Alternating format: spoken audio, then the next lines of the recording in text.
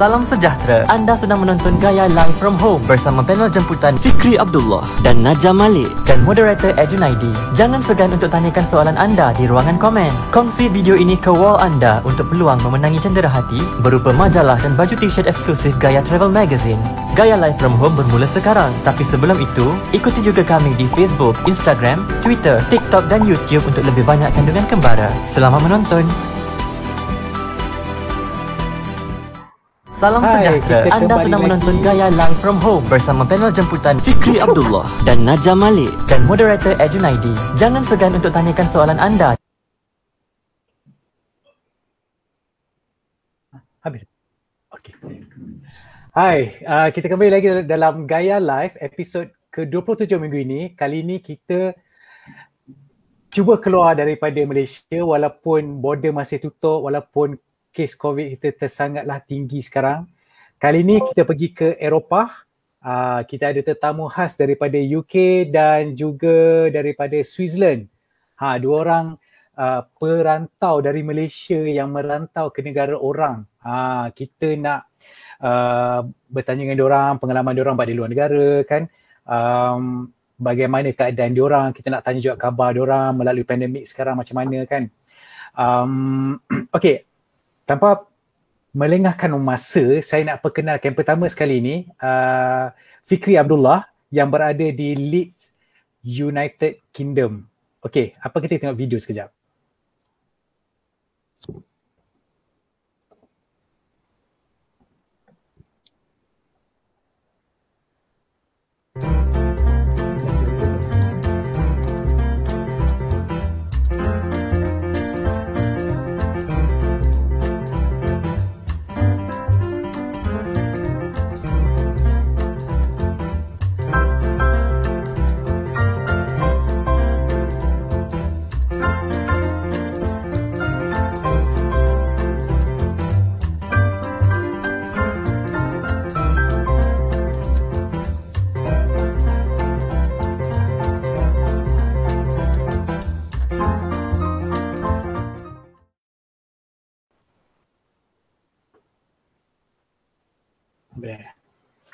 Okey, Fikri berasal daripada Kepala Batas Pulau Pinang. Okey, sekarang berada di Leeds, UK kerana sambung belajar kat sana. Dah berada di UK even before pandemic lagi. Memang actually last saya keluar negara adalah ke UK. Saya sempatlah jumpa Fikri di London masa tu. Alhamdulillah sempat jumpa sebelum pandemik kan. And then okay, sebelum kita pergi bersembang lebih lanjut, kita berkenal dengan seorang lagi, Najah Malik yang berada di Switzerland. Kita tengok video ni dulu. So sinilah Lonsa, my company. And yang ni belah depan je, so tak nampak, but dia jauh sebenarnya sampai belakang dia punya area. Yang ni entrance je. And saya punya bangunan yang saya kerja is somewhere on the back side. So tak nampak lah dia depan ni. But yeah, exactly. So kat sini lah saya kerja for 3.5 years. Almost 3.5 years.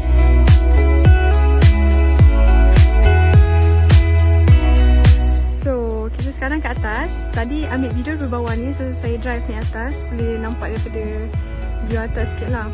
So company saya daripada area sini sampailah hujung. Memang besarlah company dia and ada beberapa gunung kat area dia. Kat sini memang kawasan gunung sikit. Kalau pergi terus kat sini, dia dekat dengan Sandmods. So dia apa yang gunung Matterhorn tu kat Toblerone, terus drive terus sampai sini. So di area kat depan situ.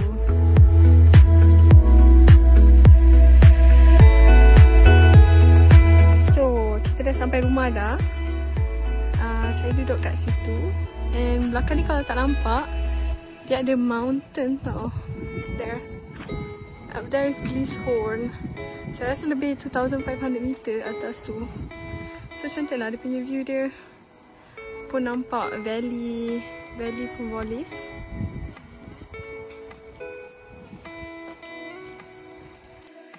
So ni lah mana. This is where I live. Nampak tak ada pokok limau. Ni kalau keluar daripada tingkap ni, nampak gunung kat atas tu. That is Grease Hole, we're around 2,500 meters.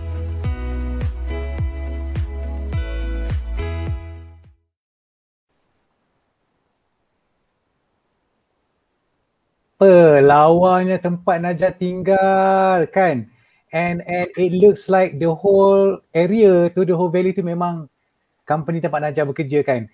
Okay, sebelum saya minta diorang ni introduce sikit dan bertanya khabar diorang ni, kepada siapa yang tengah menonton sekarang, jangan lupa lucky sharer akan mendapat 3 lucky sharer akan mendapat t-shirt Gaya Travel. Bukan yang ni ya, yang enjoy but don't destroy tu, berserta dengan sekeping majalah Gaya Travel, dan juga 3 soalan terpilih akan menerima sekeping majalah Gaya Travel secara percuma. Kita akan kurir ke rumah anda, okay? Okay, kita teruskan dengan, kita pergi ke Leeds dulu, Leeds UK. Fikri Abdullah, sekarang berada dekat sana sambung belajar. Betul. Sekarang saya berada di Leeds United Kingdom, tengah sambung belajar peringkat PhD dan masuk second year. InsyaAllah by September ni masuk third year lah. Suppose by lagi another 1 year kot habis. Tapi tengoklah, kita tengok macam mana nanti. Kerja siap, balik awal. Kerja tak siap, kita tengok macam mana. Okay, jangan balik lagi, tunggu I datang sana. Okay, tapi sekarang belajar dekat mana dekat Leeds? Sekarang saya belajar di University of Leeds, dekat di business school. Business school, I see. Business school. Saya buat more on management, decision making basically. Fikri ni memang saya dah kenal lama daripada zaman belajar lagi kan. Memang Fikri ni very smart boy kan. he always leads in the class semua. And then dulu sekarang masih bekerja di tempat yang sama kan, di Nahrim betul. Dan sekarang sambung belajar ke UK. Okay, kita fly ke Lanzo. Betul ke sebut dia? Lonza ke Lonza, Switzerland yang berada di dalam Brix Canton, betul? Dia kat Canton Valleys actually. Okay, Canton Valleys. Okay. Macam negeri Valleys. Negeri Valleys. Okay. Dua kali saya pergi Switzerland, tak pernah sampai tempat dia lagi. Kan? Okay. Kat situ orang jalan datang sikit. Okay, Najah boleh cerita sikit tentang Najah sekarang kat sana. Najah buat apa dekat Switzerland? So currently tengah kerja, pindah Swiss 2017, end of 2017. Lepas tu sekarang dah 3.5 years kerja kat company pharmaceutical, Lonza. Nampak juga kat video tadi, it's quite a big company. And 3 tahun kerja kat lab. And recently April this year dapat go up to junior scientist. So dah berapa dah more as 3 months lah, specific in protein purification. So dah 3 tahun lah kat Valleys ni. Protein purification. Protein purification. What exactly that is all about?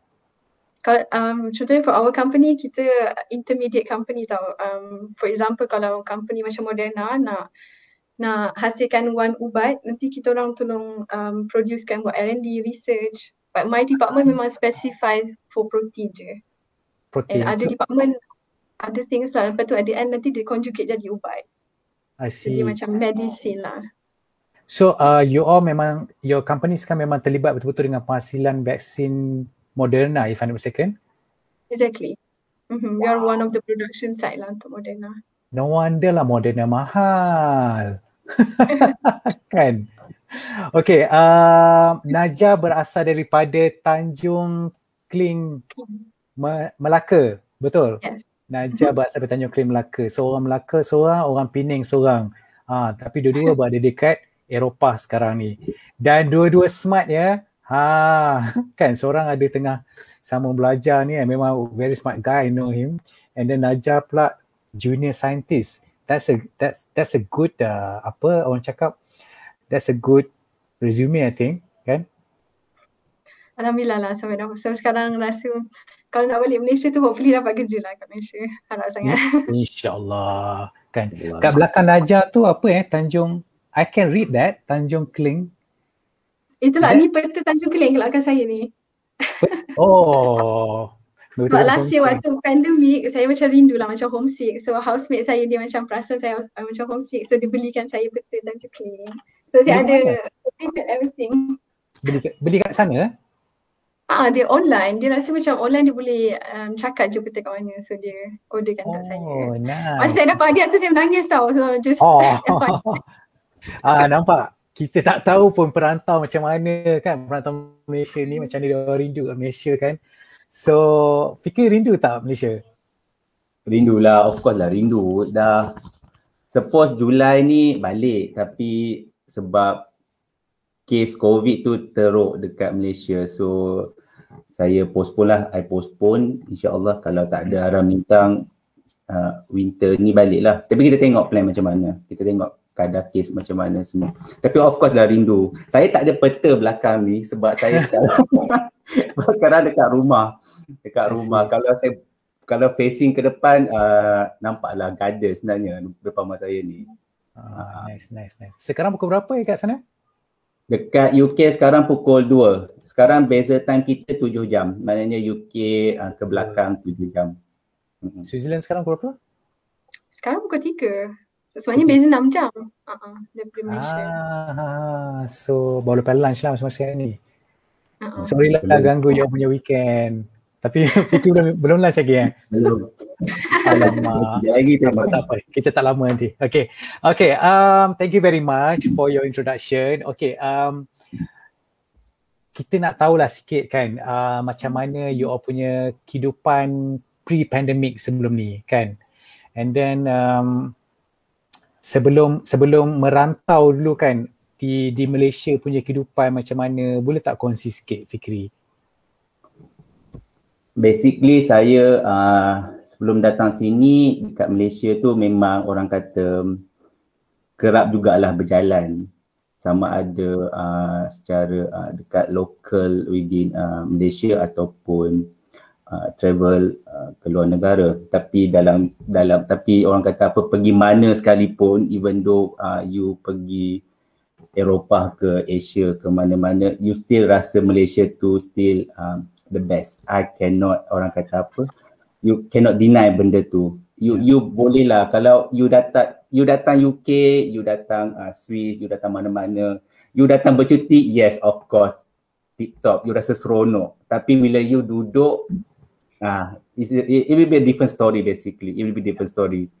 You will miss a lot of things basically. So dekat Malaysia senang, sebab benda kita dah biasa, so kita dah adapt dengan benda tu. So you nak makan, you nak keluar berjalan, you nak pergi KL, you nak pergi Melaka, PD, Penang, Johor. So senang lah. Tapi sekarang bila dah keadaan macam ni, adalah restriction dia basically. Tapi dekat Malaysia tu memanglah kalau weekend, kalau saya dekat Malaysia tu orang kata apa, keluar berjalan tu kerap lah, sama ada pergi dekat-dekat pun kita enjoy, kita berjalan ya. Basically macam tu lah selalunya. Kalau birthday tu memang hilang lah, tak ada dalam kita ambil time off cuti 2 weeks, kita keluar mana-mana je lah, local ke mana, tapi memang berjalan tu memang ada lah. And saya tak apa, teruskan. Pattern saya bercuti bukan time cuti sekolah. Saya try avoid benda tu. Betul. First kita bagi priority orang dah berfamily, orang dah berkeluarga semua tu. Second kita try to avoid ialah kita pergi bercuti, kita nak rasa comfortable, tak nak ramai orang, tak nak ramai manusia, semua tu kan. So that's one another reason lah kenapa saya pilih macam tu basically kat Malaysia. Tapi sekarang pun rasanya sama juga pattern tu pun. Cuma kita orang ni tak lah. Walaupun kat Malaysia tapi dah 6 bulan tak keluar rumah. Dekat UK masa awal-awal dulu ni jugalah dia bagi rules and regulation masa awal-awal lockdown tu. Tapi itu tak apa, nanti kita share sikit-sikit nanti kita lagi. cerita tentang pandemik Kalau sebelum ni kan Fikri suka ke sana sini berjalan lah kan. What's your objektif bila nak holiday tu? Cari makan ke, nak explore tempat baru ke, macam mana? So orang Penang mesti pandai makan. Oh yes, coming from Penang, kalau yalah confirm lah kan, kita bercakap dekat Malaysia lah. Kalau pergi berjalan tu, saya kerja di Selangor, so balik kampung Penang tu at least busuk-busuk menghadap family tu sebulan sekali. So kalau naik train ke, naik kapal terbang ke, kalau naik kapal terbang turun dekat Bayan Lepas, kawan akan datang ambil. So the first thing adalah pergi makan dulu, nasi pandang ataupun pasembok, and then pergi makan dekat Gurney Drive ataupun dekat Padang Putra, and those area lah yang you guys pun tahu kan, kalau cakap pasal Penang ni ada banyak tempat. And then majority kalau saya pergi berjalan tu sebab makan, and then do some sort of macam kita tengok tempat. Kalau tempat tu well known sebab makan, then kita pergi ke arah makan. Tempat tu best sebab dia punya aktiviti, kita go kepada tempat aktiviti. Saya tak ada apa orang kata stick kepada certain aktiviti yang saya kena buat. So saya tengok tempat, tapi on top of the list tu makan. Makan. Betul, makan wajib sebenarnya table. Kena makan. Kalau macam kalau paling best kalau you boleh explore pasar pagi. Itu dah jadi, saya rasa saya start explore pasar pagi kalau pergi mana-mana ni lepas saya baca Chef Wan ke siapa tau, one of ni lah, dia kata kalau you nak kenal tempat sesuatu lokal tu, you pergilah pasar dia. Faham. So you dekat situ, you just bukan boleh tahu in term of food, tapi you at the same time you belajar culture, you belajar everything. It's like macam a total package bila you pergi pasar. Macam tu lah. Tapi saya tak ingat lah siapa yang bercakap kan, tapi saya rasa that time saya start belajar, pergilah pasar. Kalau kami pergi UK kan, kami pergi pasar sama juga macam tu ke? It depends UK which part you pergi. Kalau macam masa pergi UK hari tu kita pergi pasar pun dekat Oxford je. Kalau you pergi Borough Market dekat London tu, it's like macam a posh area. For me, I interpret Borough Market tu posh area. Portobello Market tu macam tempat I boleh macam Portobello Market tu macam I love Portobello Market. Portobello Market tu macam orang kata apa, macam Roadwalk Penang tu. Tapi dia macam bukan macam tu lah, tapi macam more or less dia punya vibe tu macam tu. Lebih yang punya area kan. Cuma the environment tu senang lah, tempat makan, everything semua tu. Tapi kalau dekat list ni, saya ada satu market yang kita panggil Gate Market. Dia macam pasar yang very old, dalam building yang lama. So dalam tu semua ada market basah. Dia market basah dengan market kering lah, pasar basah, pasar kering. So basically pergi kat situ lah you nak dapatkan, basically untuk seafood kita pergi kat situ lah dengan buah-buahan dan sayur.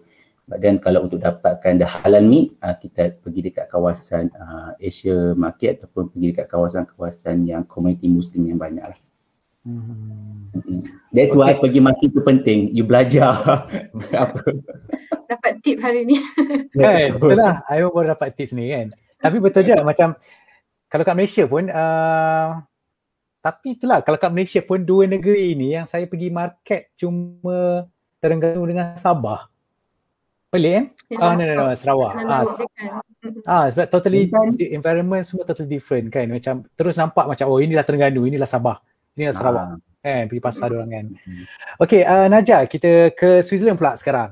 Okay, Najah punya kehidupan sebelum pandemik dan sebelum berpindah, do you consider yourself berpindah sekarang atau bermastautin temporarily di Switzerland? Temporarily lah, tak tetap. Okay. So boleh kongsi sikit tak dengan kami kehidupan Najah sebelum pandemik ni? Sebelum pandemik kat Swiss ke kat Malaysia? Both lah, sebelum pindah dan sebelum pandemik. Alright, kalau sebelum pindah sebab saya lebih rapat sangat dengan family. So kalau belajar memang Isnin sampai Jumaat memang kat universiti lah. Tapi Sabtu Ahad memang pagi-pagi mak saya dah kejutkan saya tu ikut dia pergi pasar. Pergi pasar juga ni. Tapi tak bukan more sebab nak masak lah. I see. Juga nampak culture juga kan. Tapi saya memang rapat dengan family. So memang travel juga tapi mostly dengan family. Memang kita orang go to Terengganu, kita orang pergi Pahang, Johor, kita orang memancing. So banyak sangat aktiviti kita orang dengan family. And Sabtu Ahad juga saya memang setiap petang memang minum petang dengan family. So that vibe saya memang rindu lah. Betul lah cakap. Abang Fikir tadi dia kata kat Switzerland ataupun negara-negara lain memang cantik nak melancong. Tapi home tu sendiri adalah Malaysia tau. Betul. Memang saya cakap dengan kawan saya kat company saya macam sebab dia selalu tanya kenapa nak balik sangat macam Switzerland. Okay lah dia punya ekonomi, konsep semua tu. Tapi saya cakap nothing can beat Malaysia dan macam Malaysia my home kan. So that part memang that's true lah. Semua orang cakap memang Malaysia tak dapat dibezakan dari segi semua benda. Sebelum pandemik ni Malaysia kita boleh pukul 3 pagi nak lepak mamak pun boleh kan?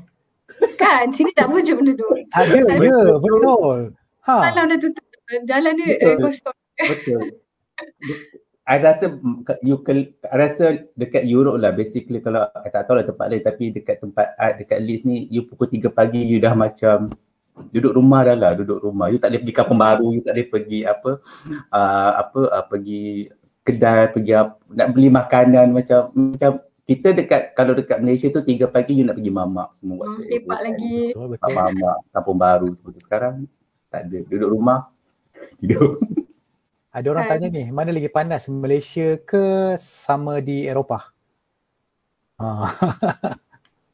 Rasanya ada beza sebab Malaysia kalau panas dia lembab tau, sebanyak berpeluh. Kat sini bahang sikit, dia tak berpeluh tapi panas. Macam tak boleh nak lama bawah matahari.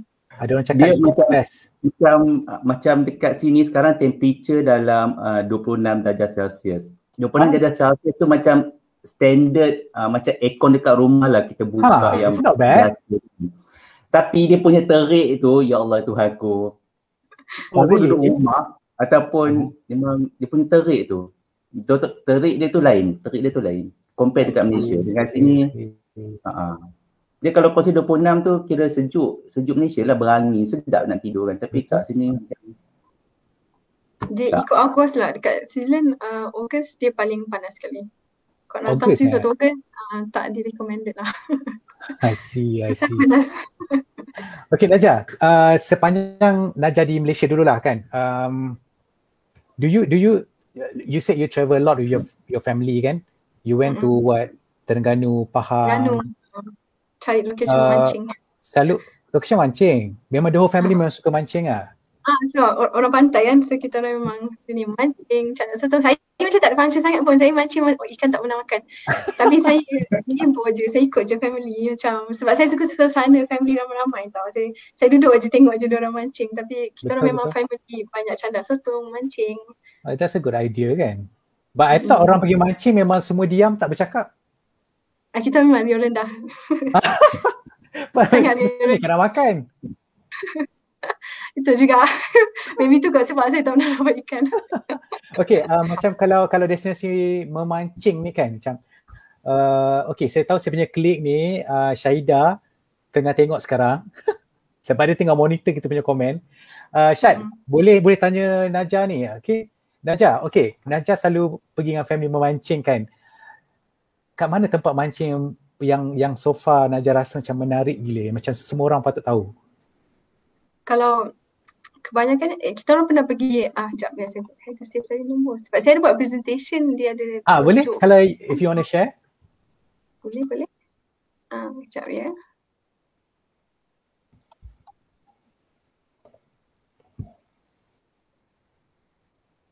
Alright, nampak coming. Oh nice. Nampak tak? So Malaysia ni compilation of activity family saya lah yang yes, Candat Sotong di Marang Terengganu. Yes, our favourite.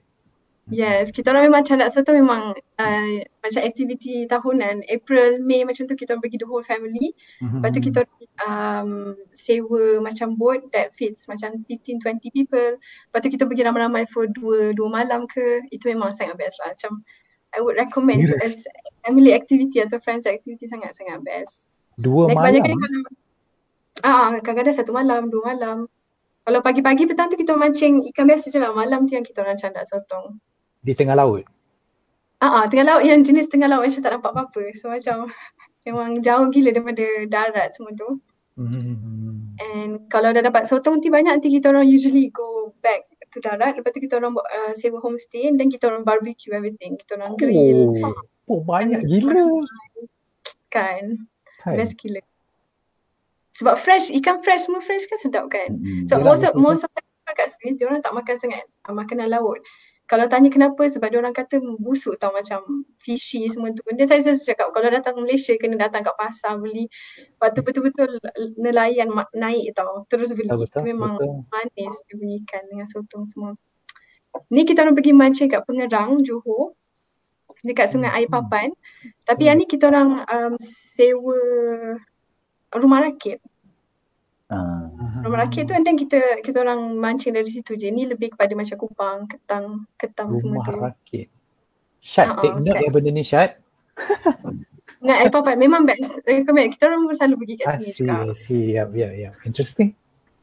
Kan, macam tu lah. That's the short presentation. Okay.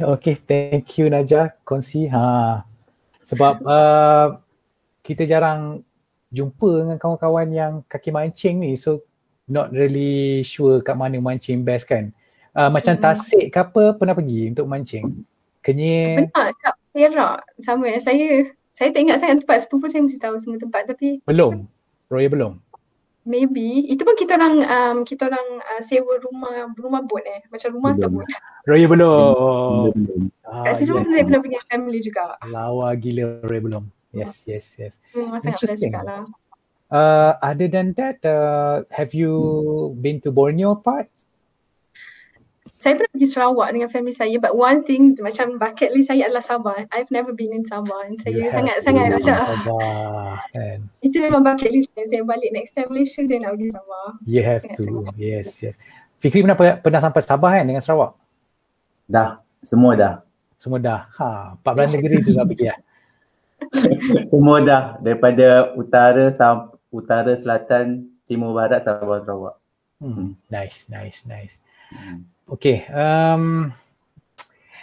next soalan ni, boleh tak kita orang nak tanya, sebagai seorang perantau lah kan, apa perkara yang paling mencuit hati dan perasaan sekali pada you all sekarang ni, bila terkenangkan Malaysia ke family yang ada kat Malaysia, especially sebab ada pandemik sekarang kan, macam boleh balik kan.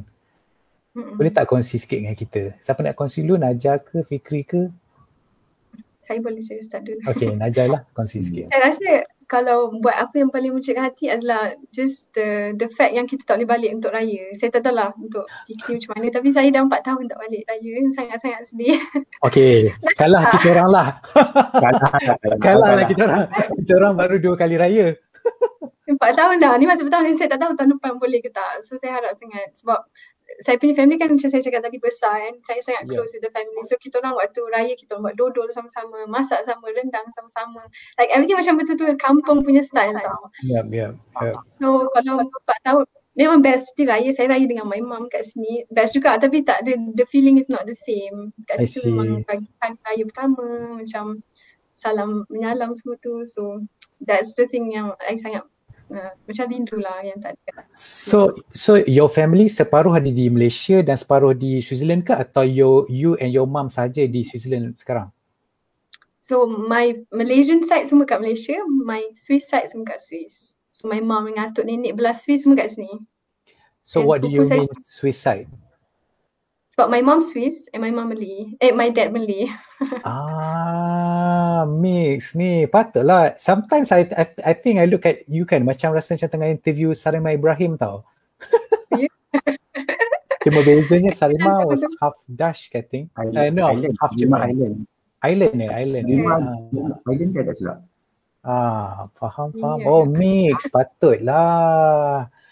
Interesting. So your Swiss family Swiss side punya family semua di Switzerland, Malaysian punya family di Malaysia lah sekarang kan. Aduh, mesti lama dia orang tak jumpa kan? Lama. Saya adik-beradik saya tak jumpa 2 tahun dah. Family semula. Family officially tak jumpa 2 tahun. Raya So, 4 tahun. Your siblings semua dekat Malaysia? You seorang saja dekat dengan your mum dekat sana? I see. Interesting. Lepas semua settle, kita kena stay kat UK 3 bulan. Yelah, Nur Ahmadiyah ni. Macam Fikri, okay. Apa yang paling mencuit hati dan perasaan sekarang ni? Compare to Najah, mungkin dia 4 tahun kan, I baru 2 tahun lah tak raya. And then nak balik hari tu pun tak ada dalam bucket list nak balik. Tapi sebab macam kita tahu, I tahu I punya time dekat sini just 3 to 4 years, max we go until 4 years. So tak adalah macam plan every year nak balik. Cuma macam Najah jugalah, the vibe will be different. Dia punya environment tu totally will be different. Dulu kalau dekat Malaysia nak balik raya tu, you preparation for raya, even though at this age you bukan pasal diri you tapi because of your family. But then apa orang kata apa, you nak the vibe tu, you nak apa, the environment raya, you nak tengok parents you nak tengok mak you masak, you nak makan, semua benda-benda macam tu. Orang kata those things tak ada. Even masa raya dekat sini, kita try, orang kata apa, to create that kind of the same environment pun susah lah. Dia tak sama. Cuma you will have Malaysian dekat sini, akan ada Malaysian semua tu, tapi orang kata the vibe yang rasa nak balik kampung, rasa itu tak ada. Sebab beza lah dengan kawan, dengan family kan? Yes. Fikri ada family, any family yang dengan Fikri ke kat sana? Tak ada, I duduk seorang.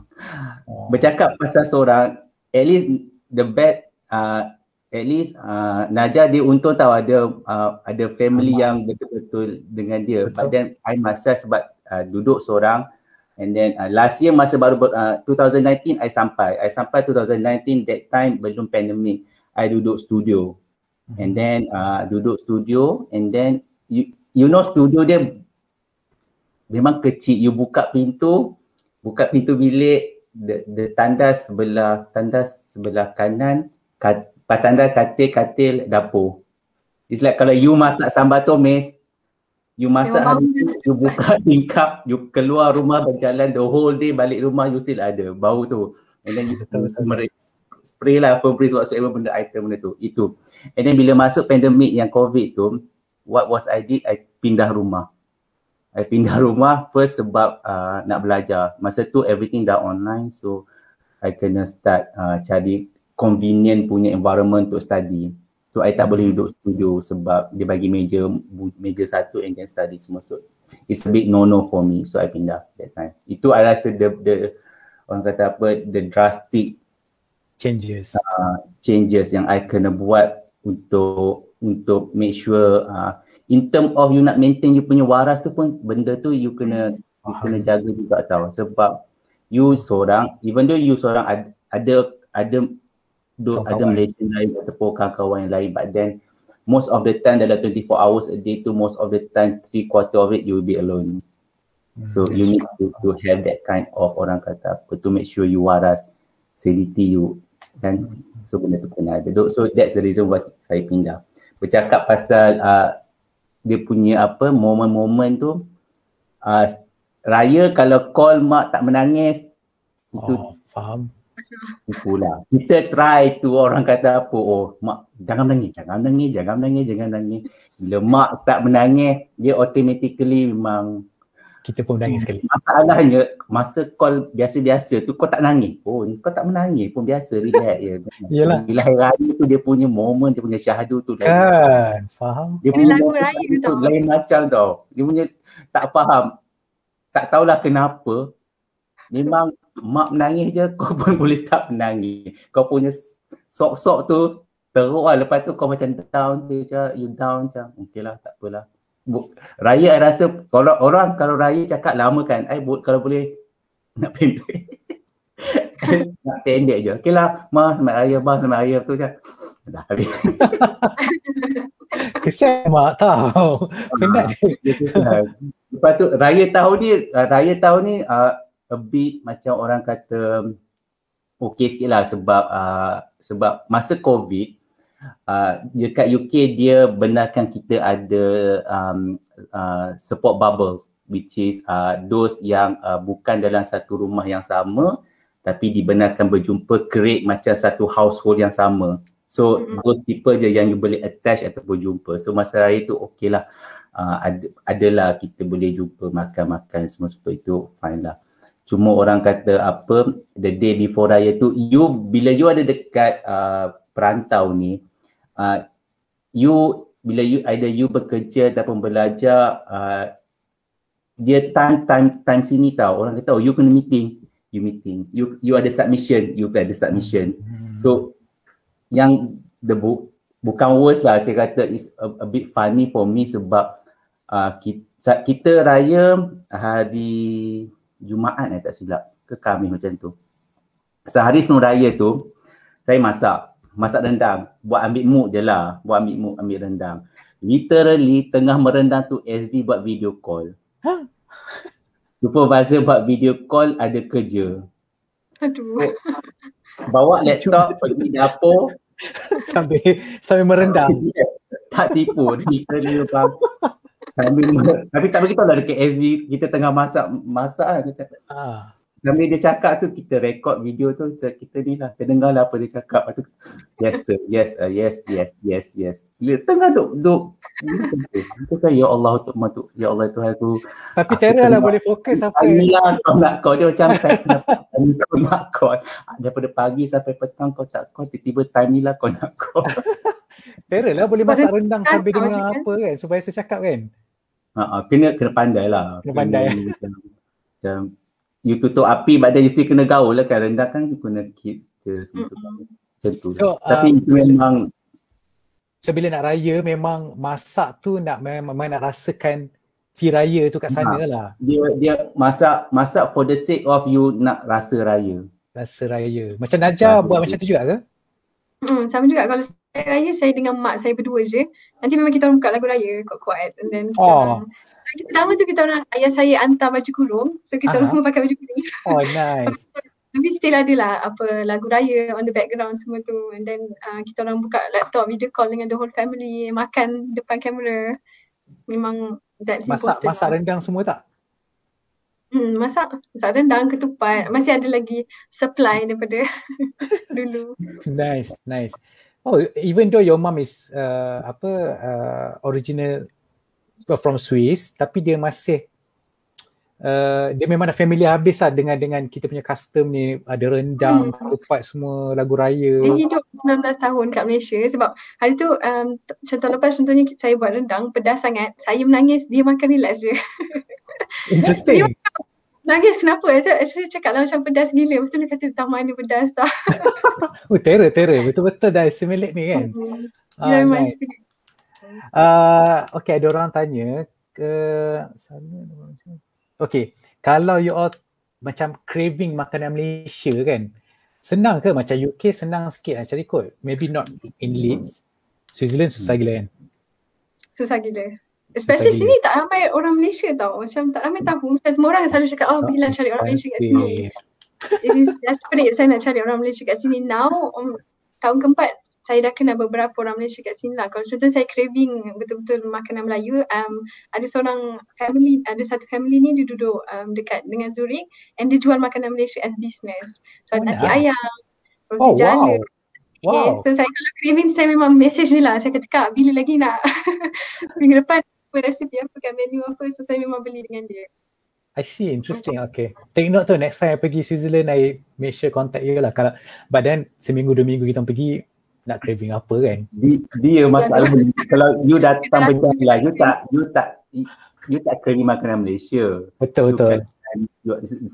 Dia macam orang kata apa, you akan cari makanan apa yang dekat tempat you pergi tu. Tapi dekat at the end tu bila you dah sampai Malaysia, one thing you akan cari adalah teh tarik, roti canai, nasi lemak. Betul.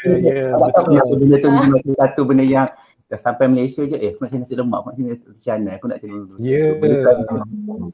Tapi bila you pergi tempat orang, You makan makanan yang tempat orang tu lah basically. Betul. Okay, faham. Okay, kita pergi ke era pandemik. Okay.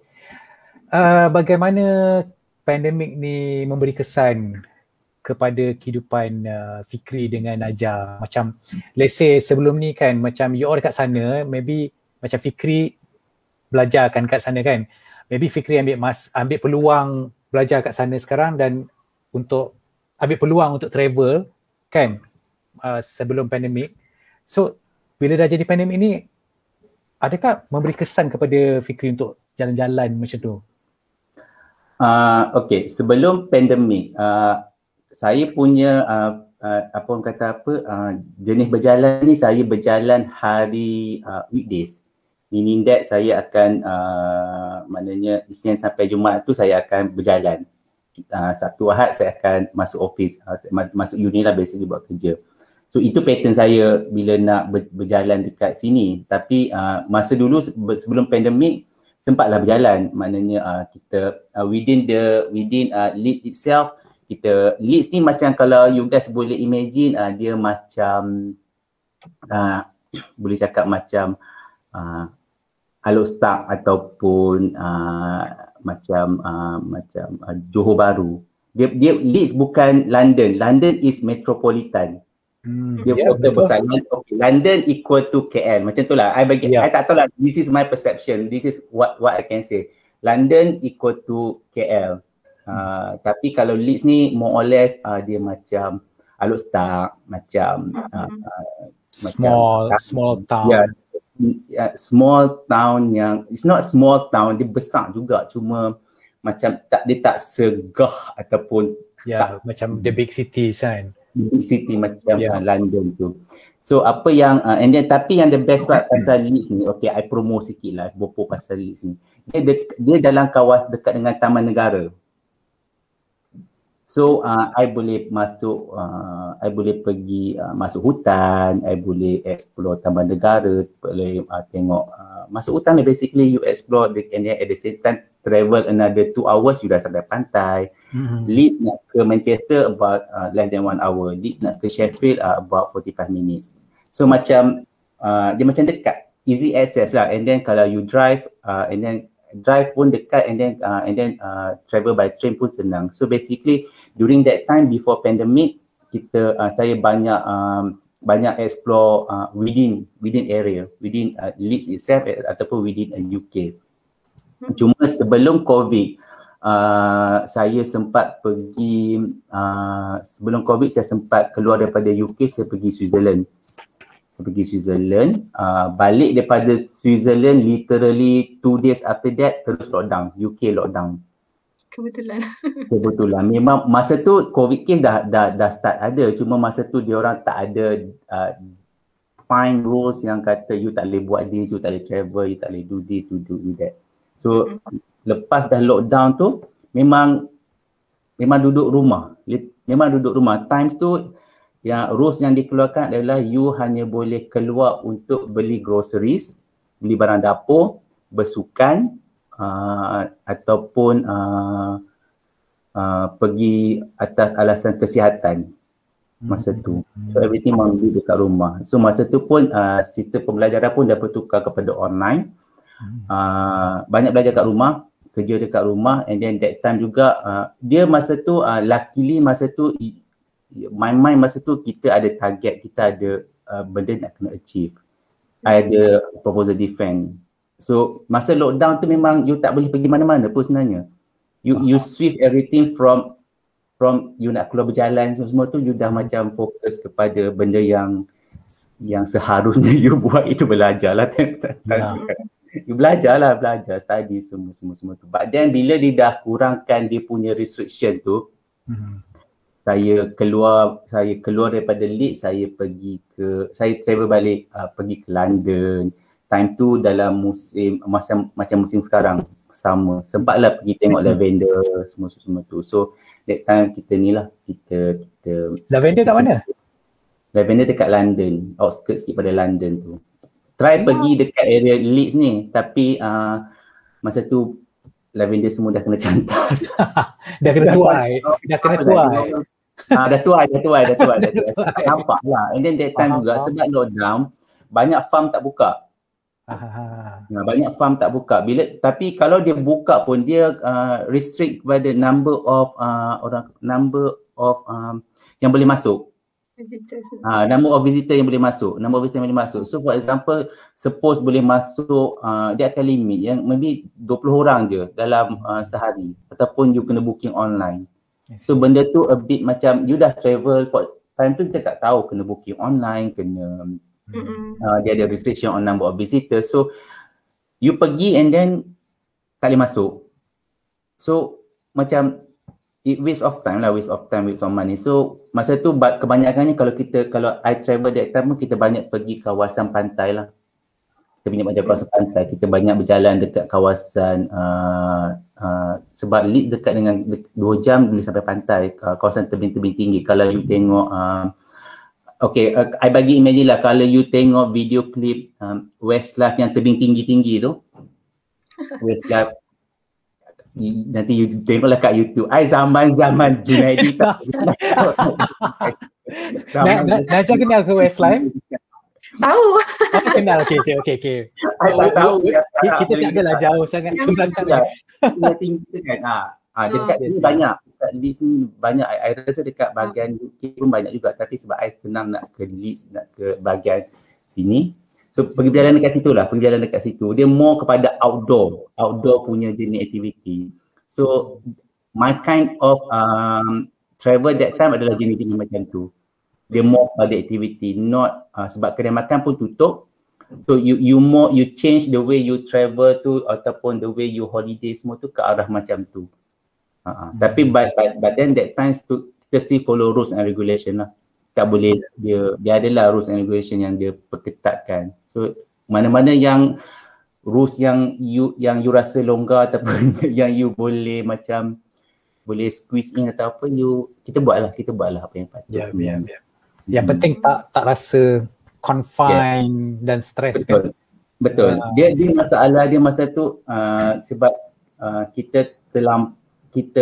sebab you tak boleh buat benda selain daripada bekerja ataupun belajar. So bila ada that kind of opportunity ataupun diorang dah lift up sedikit rules and regulation, kita buat.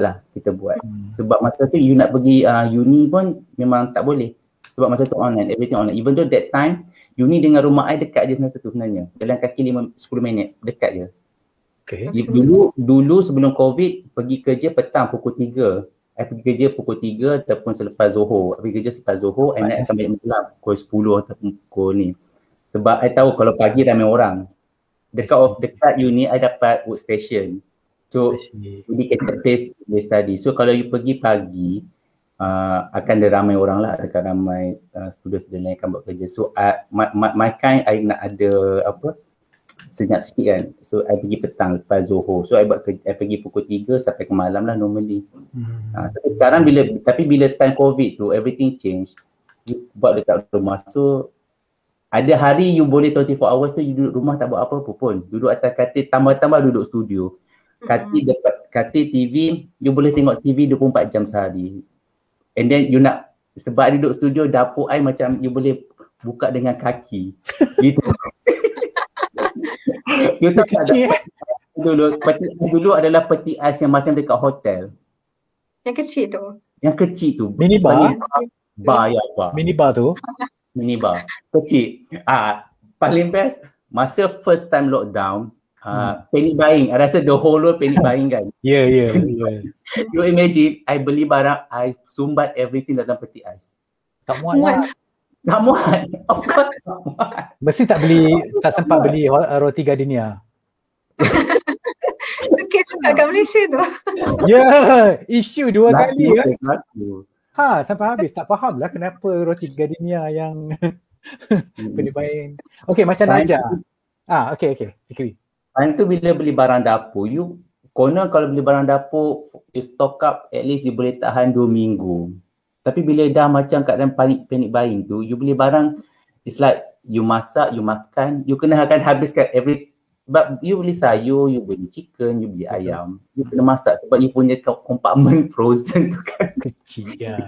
Yes, and then kalau you pergi literally pergi beli physically pergi grocery shop, you akan beratur panjang. Macam mana dekat Malaysia macam tu dah dekat sini basically. So that time kita beli secara online.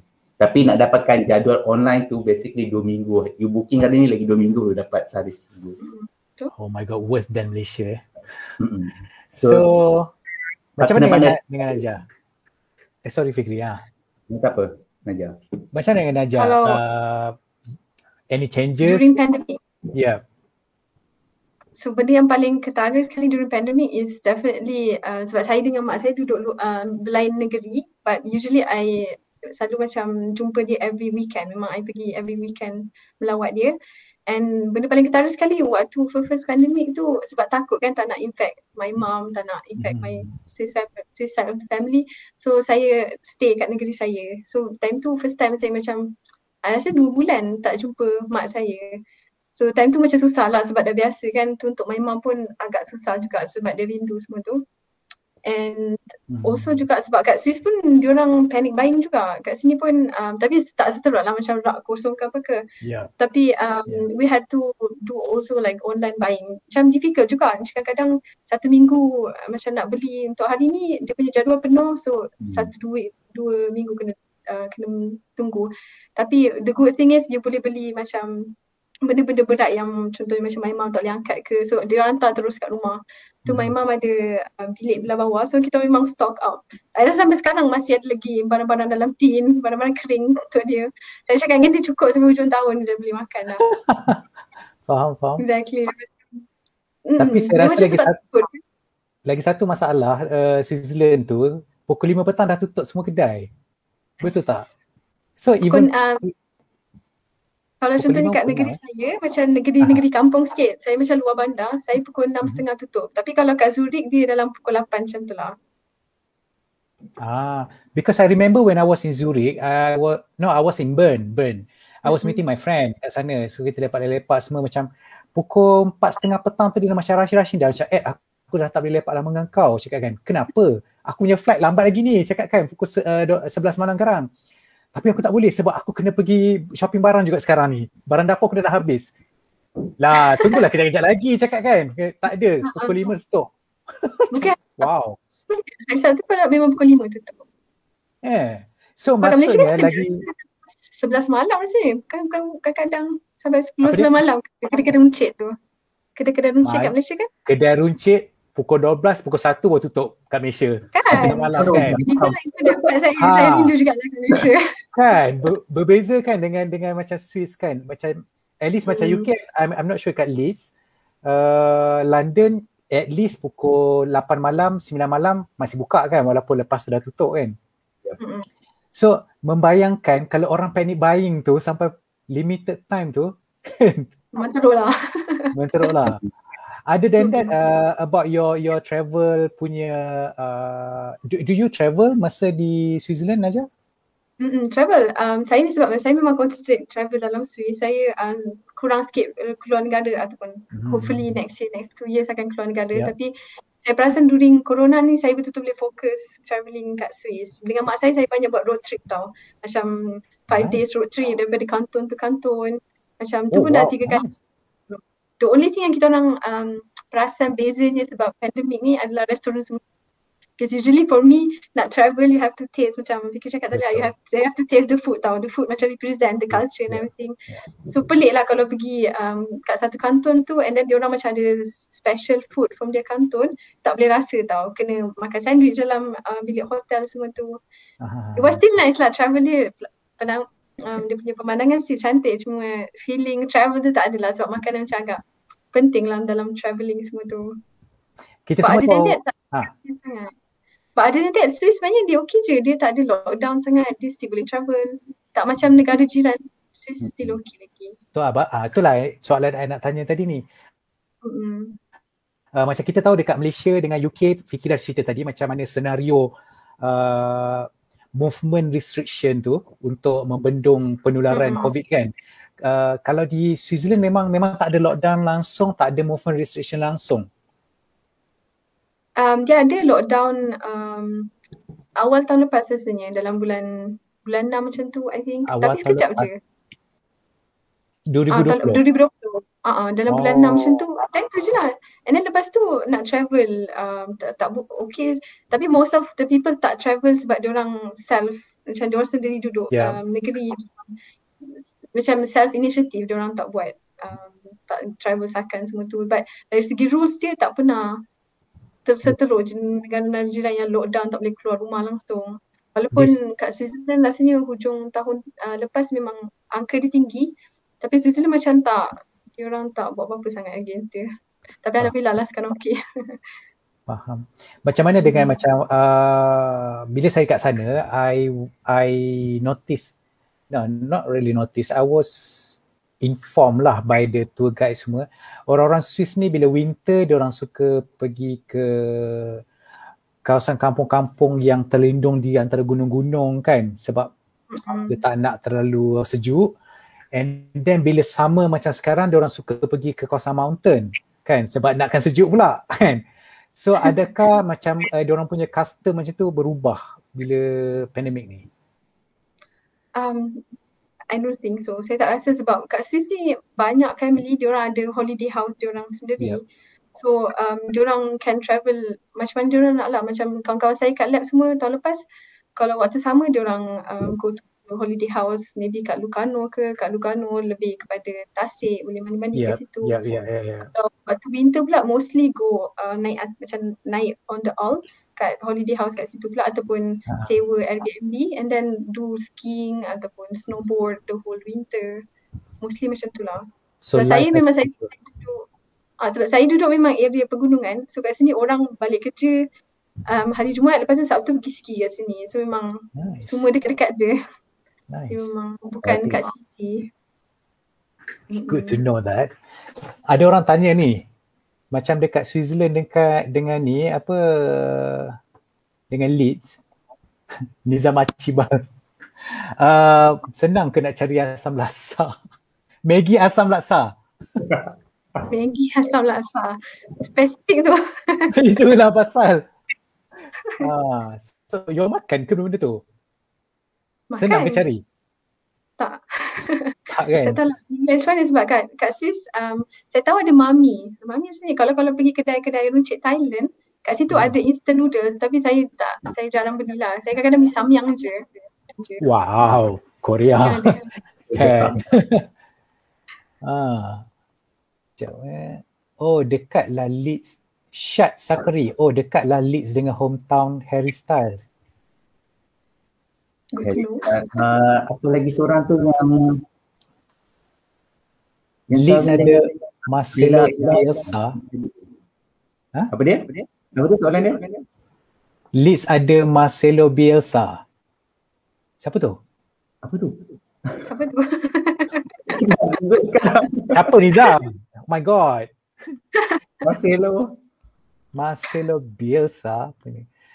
Kat Swiss tempat mana paling best untuk travel bawa family with kiddos? Norozira. Alright. So saya rasa kat Oceanensee, kalau pergi kat Kandersteg. Wow. Tak pernah dengar. Nama tempat dia Kandersteg. Kat situ boleh naik cable car kat Oceanensee, memang boleh piknik kat situ. Dia punya view lake dengan gunung dia cantik. Kat sebelah dia ada apa panggil dia yang mainan yang duduk atas macam duduk atas something tu and then boleh ride ke bawah. Dia macam a ride tau for kids. Sebab saya kan kawan saya, anak dia pun dia selalu bawa kat situ juga. Yang macam kereta kecil tu ke?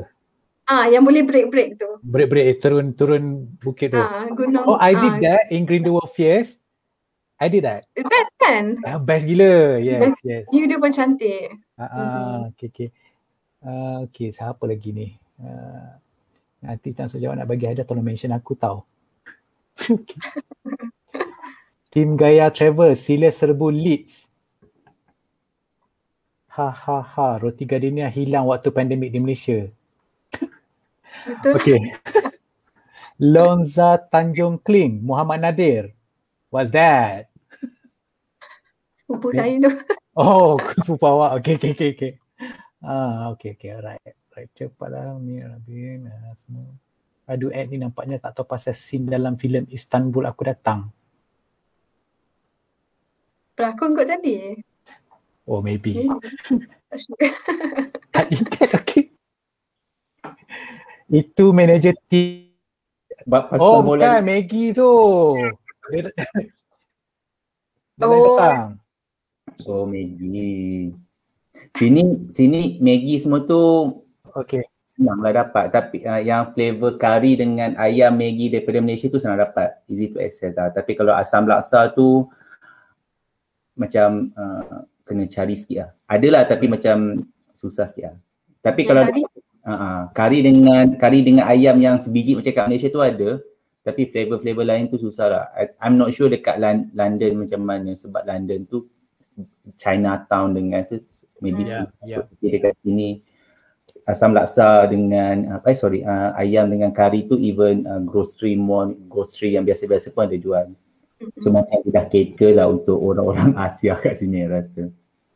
Tapi ada satu shopping mall aku pergi masa kat Liverpool di UK sebab kita orang lama kat sana kan, kita orang selalu beli barang masak.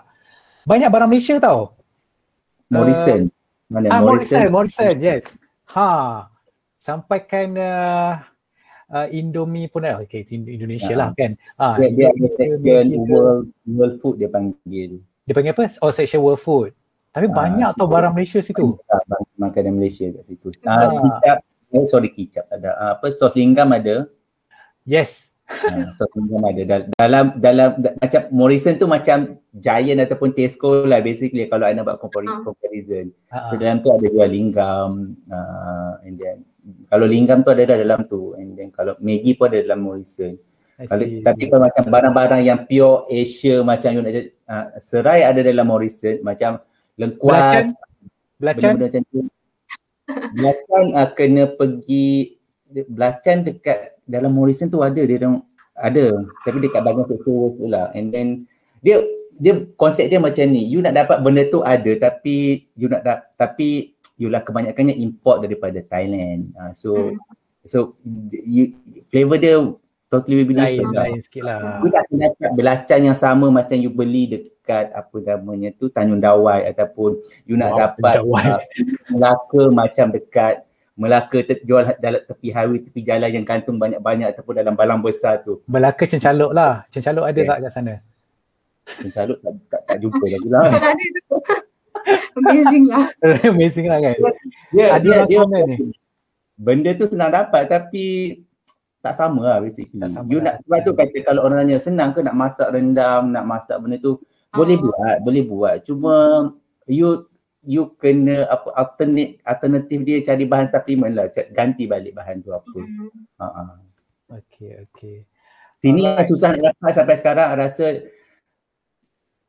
kita masak laksa tu pakai apa yang warna merah tu? Allah. Bunga kantan. Oh, yang bunga kantan. Bunga kantan. Oh, memang tak ada kat sini. Sini memang tak pernah jumpa. You masak tak laksa kat sana? Tak pernah lagi. Tak pernah lagi. Kalau Malaysia kat sini tak tahulah dia orang beli kat mana ataupun ada orang macam mana dapat ke apa ke. Tapi kalau nak pergi kedai, kalau I personally pergi kedai cari tak pernah jumpa pun. Telur masin ada, telur puyuh ada. So kat ni lah. Rasa kat UK memang lagi banyak barang Malaysia. Kat sini tak ada sangat kan. Sini sebab saya pun duduk area kampung, yang the only Thailand punya grocery shop ada kecil je. Bilik, besar bilik ni je. And kat situ adalah sikit-sikit barang-barang Malaysia macam pulut ke ataupun benda special macam perisa, macam pandan pun ada jual kat situ juga. Serai, lengkuas, pun surprise nampak dekat situ. Tapi macam tu je lah. Tapi semua import lah. Bukan yang tanam semua import dari Thailand. And akan jadi mahal lah sebab diimport kan. So betul. Akak berapa helai, daun limau je dia dah. Kalau cakap pasal currency, convert currency tu macam tak payahlah. Tak payah convert. You beli tak payah convert. Beli betul. So masa saya baru pindah kat sini. Ada orang jawabkan ni. Ada orang jawabkan Maggi asal laksa tu dalam Istanbul Aku Datang. Okay, thank you Jai. ASN guy. Oh, ni ada orang jawabkan Najah. Luge. Is that how you pronounce it? LUGA. Untuk yang you kata Rodelban. Rodelban, exactly, yes. So, thank Rodelban. you. Rodelban, yes. Jamilah Malik must be one of your sibling. Kakak. Sebab dia tahu sebab dia datang juga. Itu saya recommend lah. Dia datang 2019. And then saya cakap dengan dia memang kat Kandersteg, Oceansea tu memang kena buat benda tu. Memang amazing view. Seriously. Bunira lavender, bunga kantan sedap buat nasi goreng. Nyam. Okay, Najah. Okay. Tak ada berkaitan sikit dengan pandemik. Tapi I was informed that Najah boleh cakap bahasa Swiss. Boleh yes. cakap sikit tak? Bahasa Swiss apa? I thought it was like German or something. Dia macam Jerman je. Dia macam sama Malaysia dengan bahasa Indonesia. Faham tu faham tapi tak sama. Deutsch. It's called Deutsch, right? Yeah, Deutsch. Deutsch. Sebab saya membesar dengan mak saya ajar Swiss German je. So saya tak pernah belajar High German. Saya tak tahu. Saya faham tu faham lah High German tapi nak borak. What's High German? High German tu apa yang bahasa diorang borak kat Germany. So dia macam bahasa baku sikit. Dia macam dia bahasa baku sikit. So Switzerland ni tak ada dia guna High German as official language. Swiss German ni bahasa kampung je, bahasa accent. I see. And boleh je. Boleh borak sikit. Okay, pandangan tak apa, kita pergi kepada harapan Fikri dengan Najah. Let's say lah pandemik ni berakhir ataupun macam if you have some exit strategy ke kan pandemik ni, and then what's your plan? What's your plan in case we successfully beat this pandemic, walaupun nampak macam setiap hari boleh dengar varian baru je kan. But kita kena positif kan dan optimis. So boleh kongsi dengan kita you all punya lepas pandemik punya perancangan, harapan, exit strategy macam tu. Najah sila. Saya boleh start. Saya punya plan of course nak balik Malaysia sebab saya dah banyak kali tangguh dah. Saya sepatutnya balik untuk raya tahun lepas. Saya punya flight May 2020 and then banyak kali dah tolak ke depan. And my strategy is really the moment kalau Malaysia okay je, tak perlu quarantine for example sebab saya dah ada 2 vaksin dah. And bila dia cakap je you can come home without quarantine, saya terus balik. Jumpa family saya, bercuti semua tu. And then saya rasa because of corona, the 2 years yang saya duduk kat sini, dia membuatkan macam betul-betul saya rindu Malaysia. So saya punya strategi memang atau plan saya memang akan nak balik Malaysia tau sebab tak tahulah macam dengan Fikri tapi saya duduk kat Swiss, kawan-kawan selalu banyak tanya macam apa yang cantik kat Malaysia. So saya selalu google tunjuk diorang and then saya sendiri macam amazed tau macam what? Macam contohnya pasal Sabah, saya tunjuk kat lab saya macam saya pergi Maldives. So you sendiri discover lah. Saya macam sambil nak tunjuk diorang tu saya macam wow okay. Kan, si padan kan dia Maldives Malaysia.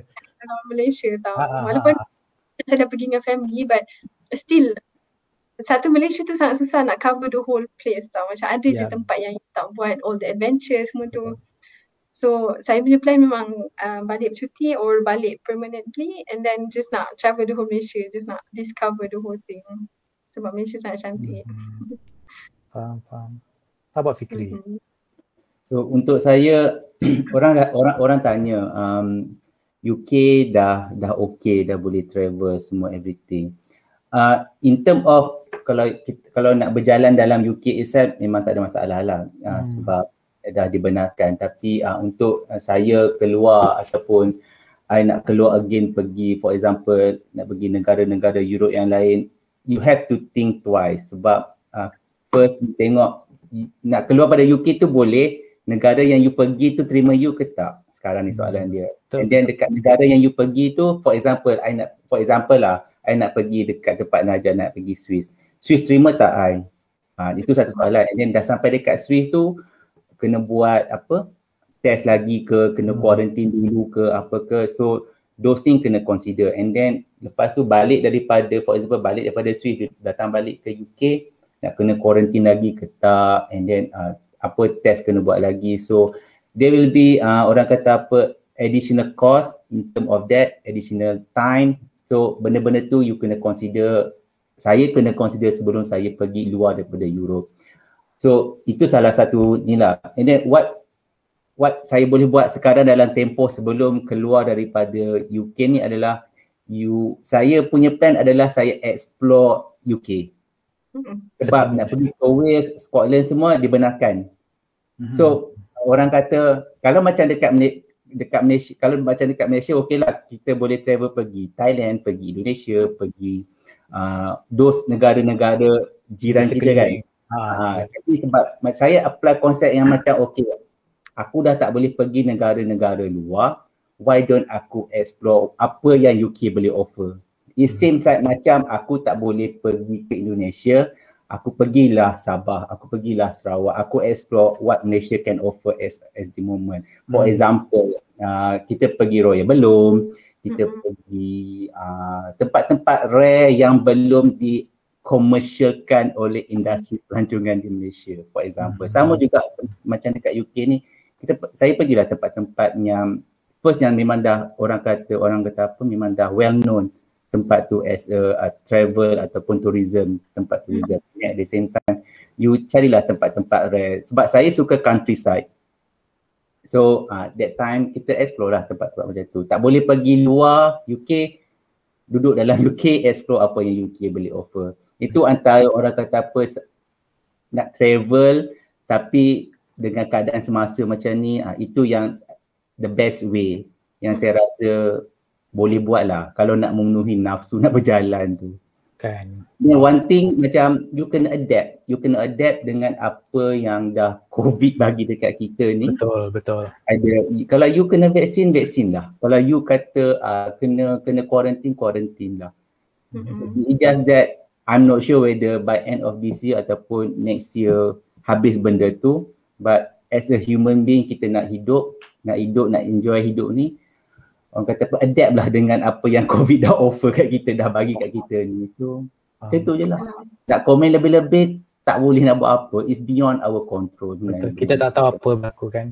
Kita tak tahu apa berlaku. Saya pun tak tahu saya akan start duduk dalam duduk bekerja secara virtual ataupun macam ni sampai bila. I won't know, saya tak tahu. Tapi untungnya adalah saya dah start boleh masuk kerja macam biasa, pergi office macam biasa. So it can give macam orang kata apa, flexibility, change of environment lah basically. So sama juga macam travel, you tak boleh keluar daripada UK. Orang kata you dah boleh pergi Perancis, you dah boleh pergi Bosnia, whatsoever, negara-negara semua tu, sebab UK dah lift up everything semua tu. Sebab besok memang everything dah diringankan. By 19 of July UK dah masuk fasa keempat yang everything dah dilonggarkan banyak lah. So nak travel semua dia diringankan basically. But then you have to think twice. Saya kena fikir 2 kali in term of perancangan nak travel tu sebenarnya macam mana. Negara sana terima ke tak, vaccination program dia macam mana, saya balik sini apa kena buat. So those things. Sini lateral test ataupun test kalau you ada symptom semua dia bagi free je. Kits untuk test lateral tu dia bagi free. So you boleh buat dalam seminggu 2 kali macam tu. So basically that's how itulah perancangannya. Perancangannya adalah adapt dengan apa yang berlaku sekarang. I think sama lah. The whole world, I think we have to change COVID ni instead of pandemic sebagai endemic kan. We have to live with it. Kalau kita nak betul-betul exit betul-betul daripada COVID ni macam tak sure bila kan. Almost impossible lagi dengan ada varian-varian baru ni kan. Dah ada lambda lah, epsilon, delta apa semua ni kan. You all berdua dah vaksin belum? Dah. I second next week. Next week, second dose. Second dose next week. Najah dah complete? Dah. Oh, saya esok second dose. Okay, thank you very much Fikri dengan Najah berkongsi pengalaman dan kerinduan kepada kampung halaman. So sekarang kita masuk segmen terakhir. Kita ada 3. Okey, sebelum tu Nizam Achiba tanya, katanya kat Switzerland boleh minum terus dari paip. Ada beza rasa ke dengan air paip Malaysia yang ditapis? Kat sini memang boleh minum air daripada everywhere. Yang benda yang best lah, contohnya kalau pergi hiking. Kalau hiking kat gunung-gunung, dia ada selalu satu kolam, ada kolam air. And then air tu directly from air gunung.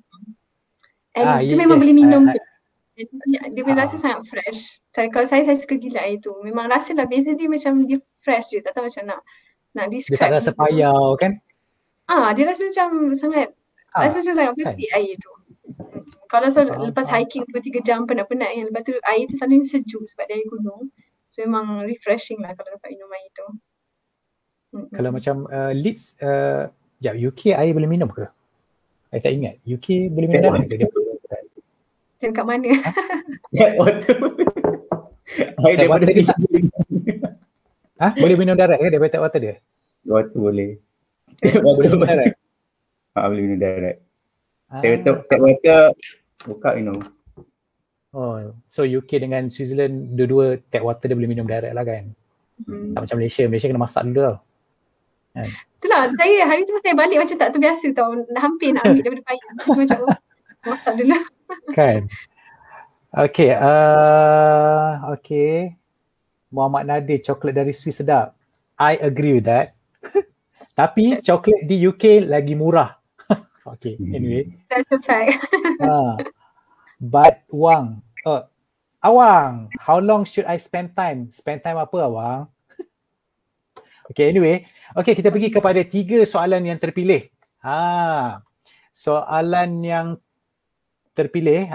Soalan pertama daripada Jai AXN Guy. 3 soalan yang terpilih ni akan menerima 1 kopi majalah Gaya Travel. Setiap seorang. Soalan yang pertama, Jai AXN Guy. Hai Najah, Fikri dan Ed. Soalan saya untuk guest. Europe macam UK misalnya dah capai herd immunity. Macam mana situasi kehidupan di sana sekarang, especially untuk travel? Hanya yang dah vaksin saja ke atau hanya dah vaksin saja ke yang boleh rentas sempadan? Sempadan apa but then UK tak pernah ada masalah untuk sempadan rentas between states kan? Dia macam ni, you kena dapat the right information tau sebenarnya. Masa awal-awal lockdown dulu, kita dibenarkan, for example, awal-awal lockdown, first time lockdown dulu, yang awal-awal yang COVID tengah last year 2020. Itu dibenarkan travelling kalau sebab bekerja, education ataupun sebab sakit. Rasa 3 benda. Dia ada macam the reason yang hanya dibenarkan you travel that time. Benda tu saja yang dibenarkan you travel.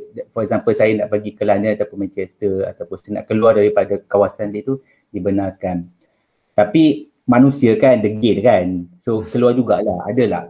You know lah, kita ada tendensi nak break the rules whatever, itu belakang kita. Tapi that time, masa tu itu saja alasan ataupun reason yang membenarkan you travel. Kalau kena tahan dengan polis, kena saman.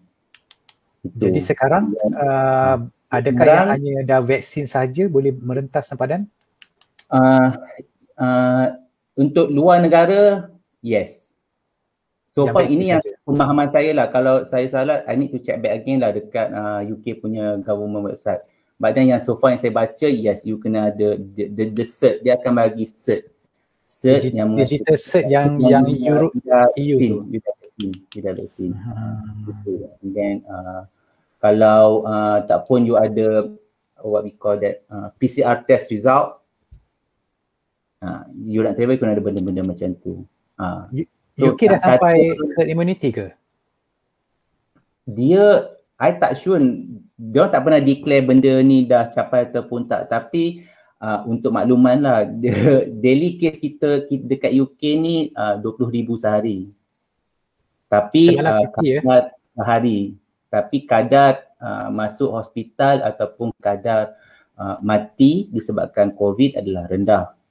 So that's why saya rasa lah, this is my point of view, dia dia boleh longgarkan rules and regulation untuk orang kata untuk manusia-manusia ni hidup macam biasa balik.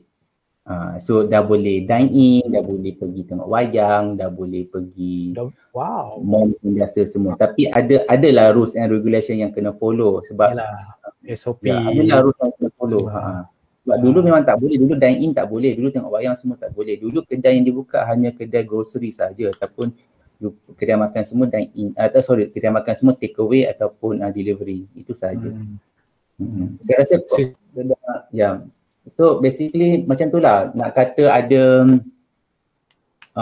dia punya nak in term of nak travel tu depends, you kena sentiasa update dengan government rules.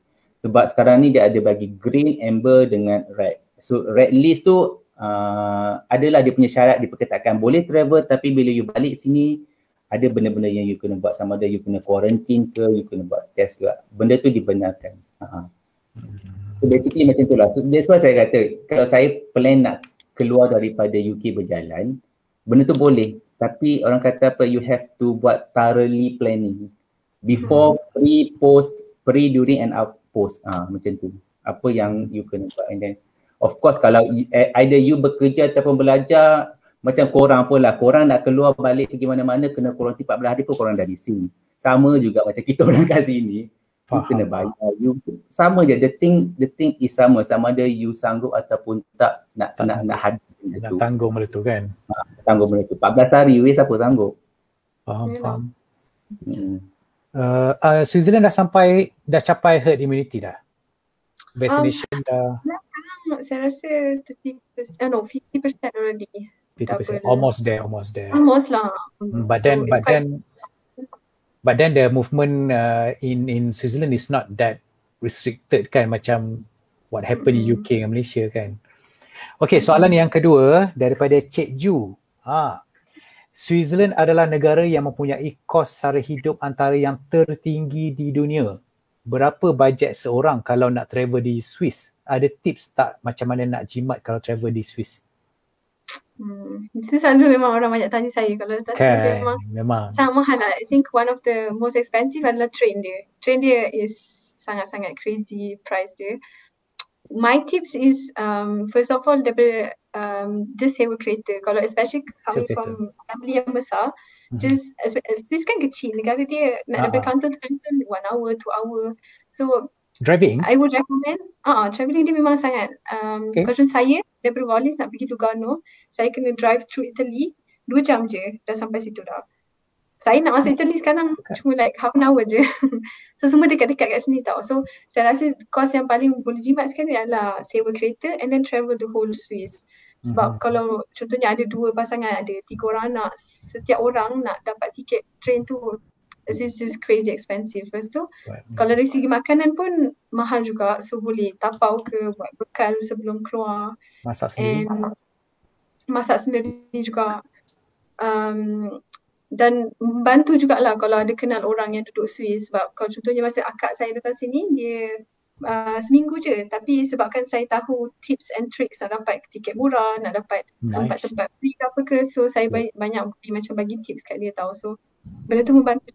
Kalau ada kenal, ada sesiapa boleh contact saya boleh bagi tips. Macam mana nak murah kat Swiss ni.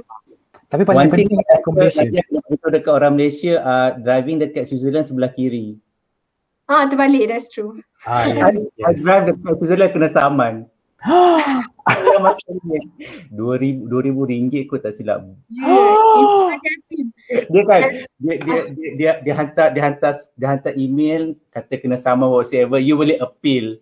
Dia tulislah dalam bahasa Jerman dalam bahasa Jerman buat bla bla bla. I pakai Google Translate.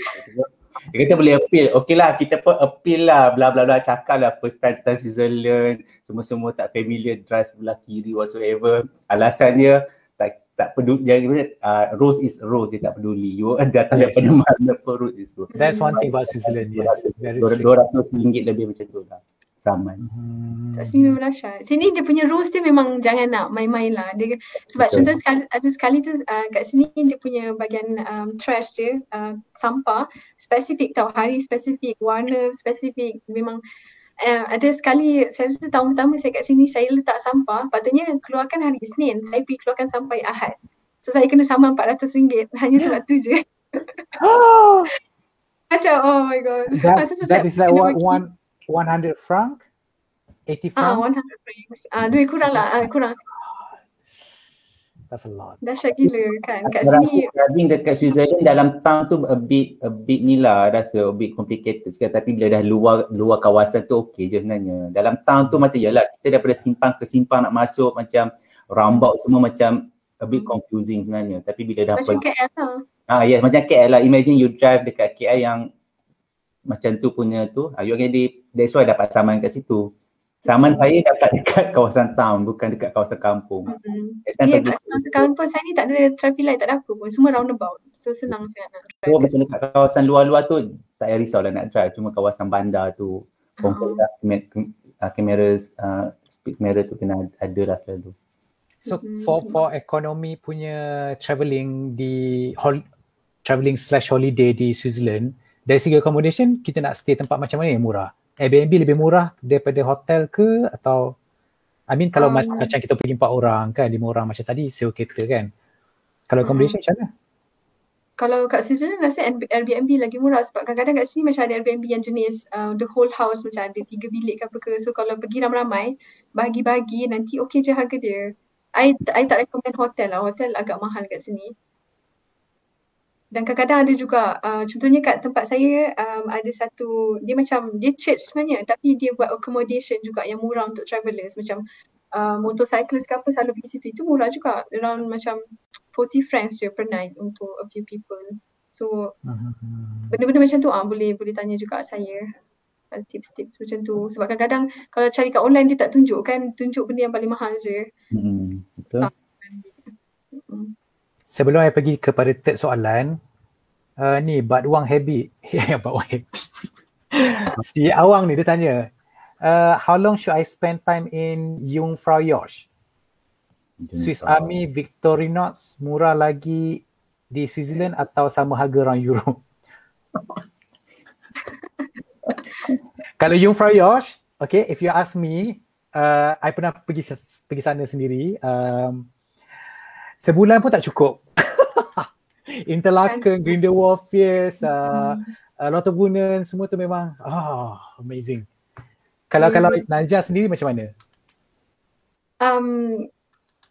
Saya rasa memang betul jugalah, memang tak cukup masa nak tengok Swiss ni, tapi saya rasa contoh masa 2 minggu is a nice duration nak tengok a bit of everything. Memanglah tak mendalam sangat, tapi nak tengok sedikit-sedikit of every canton. 2 minggu cukup lah 2 minggu cukup Faham. Okey, soalan yang ketiga yang terpilih daripada Azwa Sakri. Fikri dan Najah pernah mengalami racism tak di sana? Soalan untuk Fikri, susah tak untuk dapat scholarship untuk belajar di UK? Adakah competition sangat tinggi dan macam mana nak stand out? Okey, kita pergi ke soalan pertama dululah, Fikri dengan Najah. Maybe Najah boleh share pasal racism. Adakah pernah mengalami racism di sana? Definitely. Sebab yes, sekarang taklah, sebab masa first year saya kat Swiss, saya bertudung, and kat situ memang banyak kali lah saya kena macam, especially online, drunk man, dia orang memang macam attack sikit lah, tapi jarang lah, tapi more area city, dia orang macam betul-betul macam say bad things about more, sebab Islam tau, Islam dia especially dia nampak perempuan pula tu, tak ada sesiapa kat sebelah dia.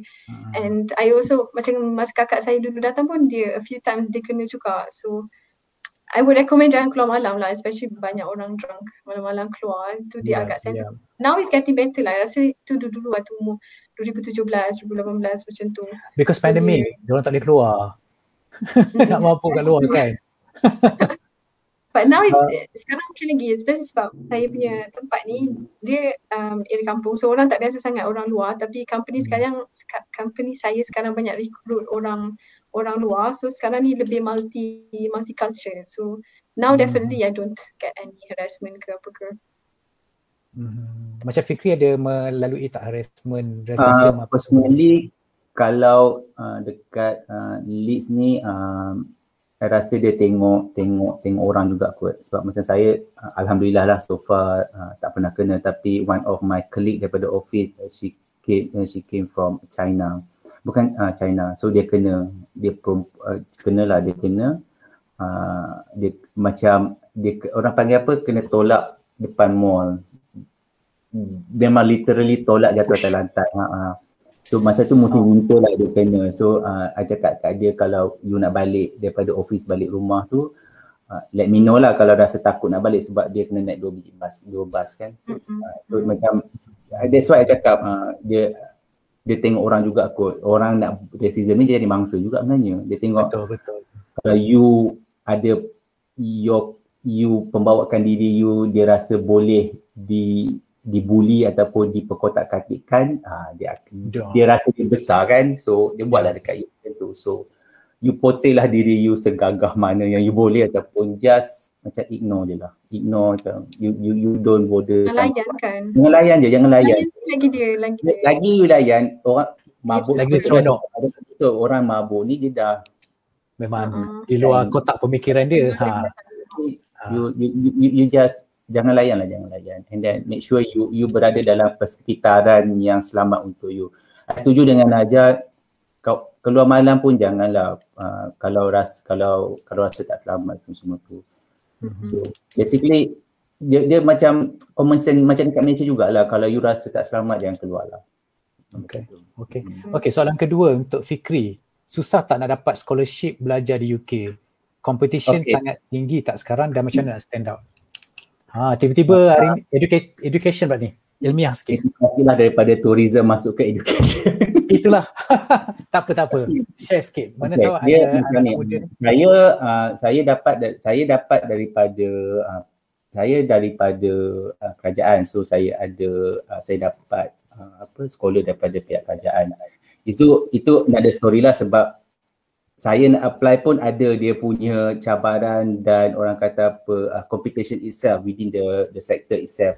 Tapi you still ada opportunity daripada another parties. For example, daripada dekat Malaysia, saya rasa MARA still offer benda ni untuk dapatkan scholar. And then Khazanah saya rasa ada, and Petronas. You should go dan dapatkan info benda-benda macam ni. And then it depends on what course yang you ambil. Ada setengah-setengah course tu dia offer untuk dekat luar negara lah. Macam MARA dia still offer dekat luar negara banyak. So far dekat Leeds pun banyak lagi budak-budak under MARA punya scholar. Kalau dah dekat sini banyak dia punya peluang. Kevensi, Commonwealth, so semua tu banyak. But then the bottom line is the way you nak the term is how you want to lobby in masa you nak apply the scholarship. And yes, and then how you want to put your write up in the proper way, so that you convince you have the confidence of evaluator to nak bagi you duit. So benda-benda tu you kena belajar dululah, belajar and then learn how to prepare or to present something yang macam you nak jual barang dekat orang, you jual diri you dekat orang, you must look presented, you must look presentable, and then you have to know how to market yourself. You know how to market yourself in terms of the material yang you nak offer. Dalam bidang education ni, kalau nak minta scholar tu, the paperwork yang you nak bagi tu. You must be confident and you must know what you're doing. I see. Basically, kalau nak cakap pasal ni, you boleh PMI tepi lah kan, nanti sampai bila tak habis. Boleh message dia, cari dia dekat Instagram Fikri_Abdullah. Okay, thank you very much Fikri dengan Najah. Okay, maybe 30 second kalau Najah boleh share. Ada orang tanya, Noazlina binti Abu Hassan tanya, "Hai Najah, ada tips tak untuk beli tiket train? Adakah bagus beli pada waktu hampir-hampir dengan tarikh perjalanan atau sebulan sebelum?" So ada konsep kat Swiss ni, kalau dia ada apps tau, SBB .ch, dia app yang orang Swiss guna nak beli train ticket. Kat situ dalam tu ada konsep savings ticket. Maksudnya macam kalau you dah tahu dah bila you nak travel, contoh tahu 26 of August, you can buy 1 month earlier. Nanti you dapat promotion macam 50%, 70%, kadang-kadang murah gila. But you kena ambil, you tak boleh tukar tiket tu lepas tu, you kena ambil exactly at that time. Tapi itu nama dia savings ticket. You can cari kat apps sbb.ch and then just tulis je tarikh apa, and then you can pre-buy all the tickets that you need. Kalau macam tu is one of the That means kalau kita daripada Malaysia ni dah merancang betul-betul nak pergi ke Switzerland, kita dah boleh beli daripada apps dari Malaysia. Is it? Itu saya tak sure boleh buka daripada Malaysia ke tak. Sebab saya, kalau contohnya sebab saya nak travel dekat rumah mak saya and it's 2 hours and every week kan mahal kan. So saya memang dah tahu dah beli siap-siap. berbulan sebelum saya nak beli, so saya dah beli siap-siap dah. Kadang-kadang daripada 40 francs turun 10 francs je. Daripada 80 francs turun, memang sangat murah. Dia lucky lah ikut lah. Yeah, I thought like Swiss is something like macam Jepun. I reckon that these two country je, especially diorang ada nombor 1, nombor 2 fighting in the place the most punctual train system in the world. Kejap-kejap 1, 2 ni je lah. Jepun, Swiss, betul tak? Down to the second tau. Diorang takkan lewat. Takkan lewat down to the second. If I'm not mistaken, Jepun dengan Switzerland dua-dua dia ada macam package for like macam you can buy ticket for 5 days, for one week and for 1 month if I'm not mistaken, correct? Betul juga. That's the Swiss pass dia. Dia panggil apa? Swiss pass. Swiss pass. Okay, remember that guys, kalau you all nak pergi ke Switzerland, beli Swiss pass. Kan? So macam dah boleh plan. Kadang-kadang macam tu lagi murah juga. Kadang-kadang beli Swiss pass untuk the whole family. So, dengan Swiss pass tu, you boleh basically buat apa-apa. You tak payah risau. Sebab kadang-kadang kan susah kalau kat negara orang, kita nak naik bus, lepas tu nak kena pergi cari tiket dulu apa. Kalau dengan Swiss pass tu naik je. Mana-mana. Train, bus, boat. The whole transportation punya system kat sana. Betul pun kadang-kadang ada termasuk dalam tu juga. So lagi senang lah. Nice. Kalau tak nak susah, nak lagi senang just buy Swiss pass. Kalau nak lebih macam nak jimat duit sikit tapi susah sikit lah, nanti lebih banyak kerja lah nak kena buat, then go on the other alternatives. Alright. Okay, thank you very much. Najah, parking kat Swiss. Parking? Kat Swiss mahal. So kalau kita drive and then parking mahal, so macam ke dia still lebih kurang jangan kalau berhenti kat city lah. Jangan pergi situ lah, that's why basically. Jangan pergi situ. Dia kadang-kadang ada macam contoh ada certain parking spot tapi bukan kat City Zurich lah. Kalau contoh kat tempat saya ni, you boleh beli satu tiket dia macam paper and then you boleh cakap hours je. Itu tak perlu bayar. Dia ada certain tempat lah, tapi selalunya kat Zurich memang city kena bayar then. Yang mahal. Tapi kalau lebih perkampungan ke apa ke, banyak free je. Kalau pun murah je dia punya parking. Kalau driving system di Switzerland, adakah sama macam London, dia ada zone punya apa ya Fikri? Zone bebas carbon, zone congested, whatever lah. Yes. Driving tu kan semacam free lah apa benda. Ikut plate number, plate punya colour kan if I'm not mistaken. Adakah Switzerland masuk saya lah masuk zone yang carbon free ke apa tak kena bayar 15 pound ke macam mana? Kalau you termasuk pun kena bayar. Tak sengaja masuk kena bayar. Pun sama. Dan dia ada weekend rate dengan weekdays rate kan? Rasanya. Rasa yang free public, bank holiday je. Tak silap lah. Tengok. Apa tu? Bank holiday tu public holiday. Okay. Ini public holiday panggil bank holiday. Yeah, alright. Thank you very much. Okay, kita telajak 8 minit sebenarnya. Hasif dah banyak kali dah tadi kata macam Bil 10 minit lagi je. Okay, thank you banyak Najah yang berada di Switzerland. Thank you Fikri yang berada di UK sekarang. And of course, saya mewakili tim Gaia Travel wish you all good luck in whatever you do there, and then jaga diri, stay safe. And kepada anda semua yang tengah menonton sekarang, terima kasih kerana teruskan menonton. Jangan lupa minggu depan waktu dan hari yang sama kita akan live online lagi, dan kita akan bersama dengan tetamu yang lain pula, dan kita akan ada topik lain pula. Okay, dan jangan lupa untuk anda teruskan berkongsi video ini, dan lucky sharer akan mendapat t-shirt dan majalah Gaya Travel, dan 3 soalan yang terpilih tadi kami akan hubungi anda untuk dapatkan alamat anda. 3 akan mendapat majalah sekeping seorang.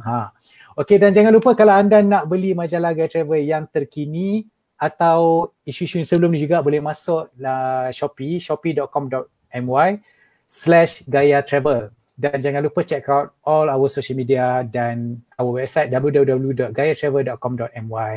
Terima kasih everyone, terima kasih Najah, terima kasih Fikri, terima kasih Hasif yang berada behind the scene, dan juga Syad. And terima kasih everyone. Selamat malam. Bye. Bye-bye. Bye. Terima kasih kerana bersama kami. Semoga anda peroleh manfaat melalui perkongsian itu tadi. Mahu dapatkan majalah dan baju eksklusif Gaya Travel Magazine? Tak perlu keluar rumah sebab kami kini di Shopee. Ikuti juga kami di Facebook, Instagram, Twitter, TikTok dan YouTube untuk lebih banyak kandungan kembara. Jumpa lagi.